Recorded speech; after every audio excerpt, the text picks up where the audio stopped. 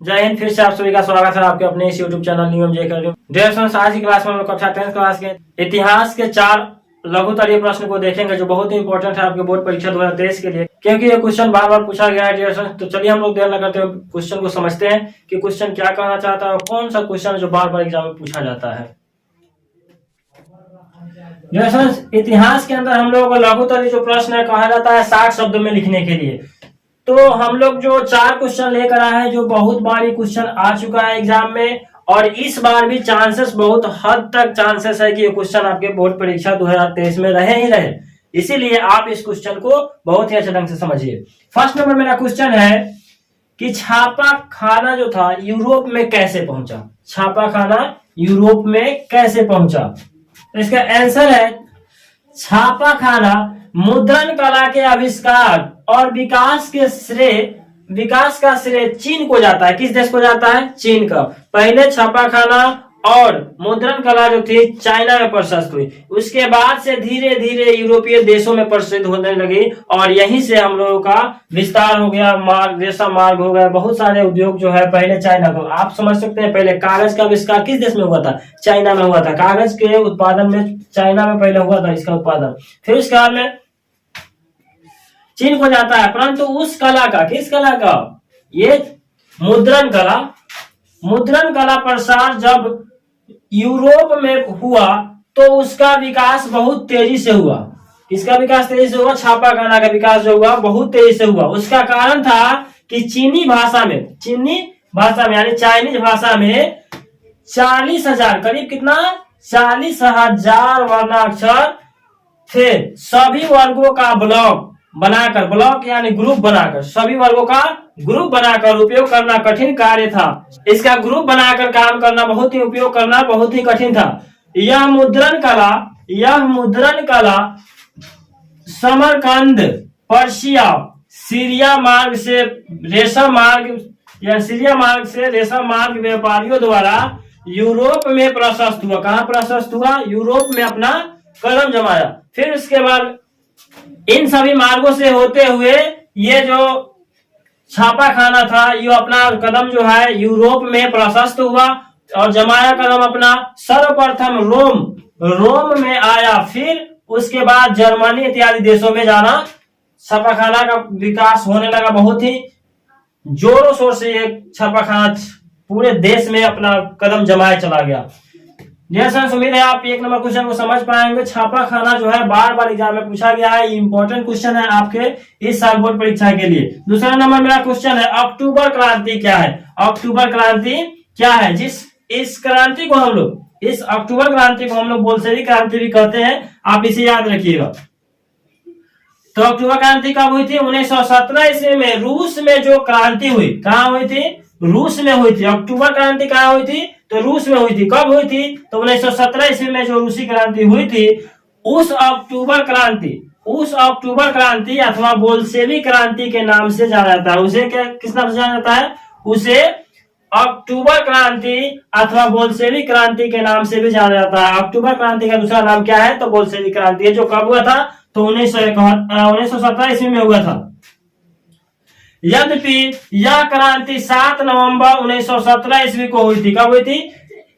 7 नवंबर 1917 ईस्वी को। आप याद रखिएगा, सिर्फ सन पूछे तो 1917 में, और अगर डे का नाम यानी तारीख पूछे और महीना पूछे तो आप वहां बता सकते हैं 7 नवंबर 1917 ईस्वी को हुई थी। नई ग्रेगोरियन कैलेंडर के अनुसार ये 7 नवंबर 1917 ईस्वी को हुई थी, परंतु पुराने रूसी कैलेंडर के अनुसार वह दिन 25 अक्टूबर 1917 ईस्वी। इसीलिए इस क्रांति को अगर ऑप्शन में रहे 9 अक्टूबर 1917 को नई ग्रेगोरियन कैलेंडर के अनुसार, वही पुराने रूसी कैलेंडर के अनुसार ये घटना कब हुई थी? 25 अक्टूबर 1917 ईस्वी को हुई थी। इसीलिए बोल्शेविक क्रांति को अक्टूबर क्रांति के नाम से भी जाना जाता है। ये बदलाव कैसे हुआ? अक्टूबर में कोई क्रांति हुआ तो उसको नवंबर क्रांति क्यों कहा गया? क्योंकि ये कैलेंडर का खेल है, नई ग्रेगोरियन कैलेंडर के अनुसार और यहाँ पुराने रूसी कैलेंडर के अनुसार ये बदलाव हो गए दोनों। अब मान लीजिए आप जिस तरह से इंग्लिश में जनवरी पढ़ते हैं, इसी प्रकार से एक हिंदी नेम होता है चैत वैशाख जेठ आषाढ़ सावन भादो, इस तरह का होता है। तो इसमें का आधा उसमें चला जाता है, उसमें का आधा इसमें चला जाता है, कुछ ऐसे होता है कुछ ऐसे, इसीलिए ये भी कैलेंडर के अनुसार ही चेंज हुआ है। तो आप समझ सकते हैं कि कितना चेंज हो सकता है, और ये क्वेश्चन बहुत बार पूछा जा चुका है, इसीलिए आप इस क्वेश्चन को लिखकर जरूर याद कर लीजिए। अब चलते हैं हम लोग तीसरे नंबर क्वेश्चन की ओर।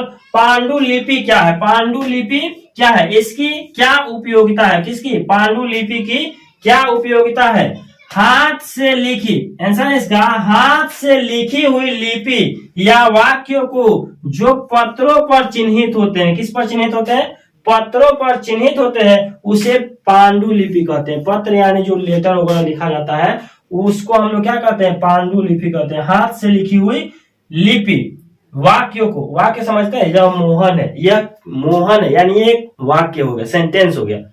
अगर आपसे सिर्फ मोहन कह देते हैं, क्या है? शब्द है, शब्द है। शब्द का मतलब जिसका अर्थ निकलता है, वाक्य का मतलब पूरा पूरा अर्थ निकलता है, समझ में आता हो, उसे हम लोग क्या कहते हैं? वाक्य कहते हैं। वाक्य आपको हिंदी व्याकरण जब हम आपको पढ़ाएंगे तो पूरा कंप्लीट वहां पढ़ा देंगे। अभी आप समझिए कि हाथ से लिखी हुई लिपि वाक्यों को जो पत्रों पर अंकित चिन्हित होते हैं, पत्रों पर दिखाया जाता है, उसे हम लोग क्या कहते हैं? पांडुलिपि कहते हैं। छापा खाना, आप जो भी एग्जाम में बैठिएगा वो लिखिएगा एक प्रकार का, वो भी क्या है? पांडुलिपि ही है। छापा खाना के आविष्कार से पहले, छापा खाना के आविष्कार से पहले भारत में इसकी पुरानी एवं समृद्ध परंपरा थी कि पांडुलिपि से हर कोई लिखा करता था। पांडुलिपि काफी महंगी और नाजुक होते थे, टूट जाता था तुरंत, महंगा भी बहुत ज्यादा होता था। इसकी लिखावट कठिन होने और प्रचुरता से उपलब्ध नहीं होने के कारण यह आम जनता के पहचान से बाहर थी। अब मान लीजिए आप कितना लोगों को होता है, अभी भी कितना विद्यार्थी जो होते हैं वो खूब कलम दबा के लिखते हैं, तो पांडुलिपि खूब दबा के लिखेगा, टूट ही जाएगा आराम से ऊपर। कितना लोग कलम चलाते हैं ऊपर चलाते हैं, कितना लोग दबा के लिखता है, एक पाना में लिखेगा तीसरा पाना तक दिखाई देता है। तो वहां पे आपको इस बात का ध्यान रखना पड़ता था, इसीलिए उसे आम जनता से, मतलब जिसका आप उपयोग जानते ही नहीं तो उसका उपयोग कैसे कीजिएगा, इसीलिए। चौथा नंबर क्वेश्चन की ओर बढ़ते हैं हम लोग। लॉर्ड लिटन ने राष्ट्रीय आंदोलन को गतिमान बनाया कैसे? राष्ट्रीय आंदोलन को और तेजी से आंदोलन कैसे किया? तो इसे आप समझिए। 1878 ईस्वी में लॉर्ड लिटन ने, किसने? लॉर्ड लिटन ने देसी भाषा समाचार पत्र अधिनियम प्रेस एक्ट लागू किया। क्या लागू किया? लॉर्ड लिटन ने समाचार पत्र लागू किया। कैसा? अधिनियम प्रेस एक्ट। अधिनियम प्रेस एक्ट यानी देसी भाषा में, देसी भाषा जैसा लोगों को समझ में आए, जैसा हम चाहे वैसा कोई हमको शब्द लिखा मिले। मान लीजिए जैसे आपको कोई हिसाब समझ में नहीं आ रहा है, तो आप जैसा समझना चाहते हैं, टीचर इस बात को समझकर आपको उसी भाषा में समझा दे, इस तरह का पत्र का संपादन किसने किया? लॉर्ड लिटन ने किया। समाचार पत्र अधिनियम प्रेस एक्ट लागू किया, जिसे वर्नाक्यूलर, क्या कहते हैं? वर्नाक्यूलर एक्ट कहा गया। क्या कहा गया? Vernacular act. किसने पारित किया? तो लॉर्ड लिटन ने। कब पारित किया? तो 1878 ईस्वी में पारित किया। इस अधिनियम के अनुसार समाचार पत्रों को और अधिक नियंत्रण में लाने का प्रयास किया गया। समाचार पत्रों को और अधिक नियंत्रण में लाने का प्रयास किया गया, और भी डीप तरीके से लोगों को समझाने का प्रयास भी किया गया इसके माध्यम से। यह अब अधिनियम देशी समाचार पत्रों के लिए मुंह बंद करने वाला एवं भेदभावपूर्ण था। यह अधिनियम, कौन सा अधिनियम? तो समाचार पत्र अधिनियम प्रेस एक्ट। यह अधिनियम देशी समाचार पत्रों के लिए मुंह बंद करने वाला एवं भेदभावपूर्ण था। आंदोलन नियंत्रण के बजाय इस एक्ट ने राष्ट्रीयता की भावना एवं जन असंतोष की भावना को गति प्रदान की। असंतोष, सबतर से हारे हुए व्यक्ति को इन्होंने क्या किया? सहारा प्रदान किया, ताकि आपको कोई दिखा नहीं रहा है गरीबी की समस्या क्या है हमारे देश में, किस तरह अभी आप देख सकते हैं पत्रकारिता कितना फेमस हो गई है। गांव के छोटे छोटे लोग ने उभर कर ऐसा ऐसा सवाल करता है लोगों से ना कि रोंगटे खड़े हो जाते हैं इंजीनियर लोगों का। और आप समझ सकते हैं बहुत कड़ा सवाल किया जाता है। मैं वीडियो में नाम नहीं लेना चाहता हूं उनका, लेकिन सवाल एकदम जायज सवाल किया जाता है कि आप गलत कर रहे हैं। गलत के प्रति आवाज उठाने वाले व्यक्ति बहुत हो गए आजकल, लेकिन उनका साथ देने वाले लोग कोई नहीं है। तो गलत के प्रति आवाज उठाइए और जो आवाज उठा रहे हैं उनका सहयोग कीजिए। न गलत सुनना चाहिए, न देखना चाहिए, न करना चाहिए।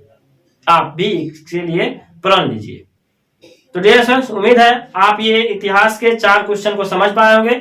तो आज के लिए इतना ही। अगर आपको ये वीडियो अच्छी लगी हो तो प्लीज चैनल को सब्सक्राइब कीजिए, वीडियो को लाइक कीजिए तथा शेयर कीजिए, ताकि मेरी हर वीडियो आपके पास सफलतापूर्वक ऐसे ही पहुंचती रहे। तो डियर फ्रेंड्स, मिलते हैं हम लोग अगले वीडियो में। तब तक के लिए धन्यवाद। जय हिंद।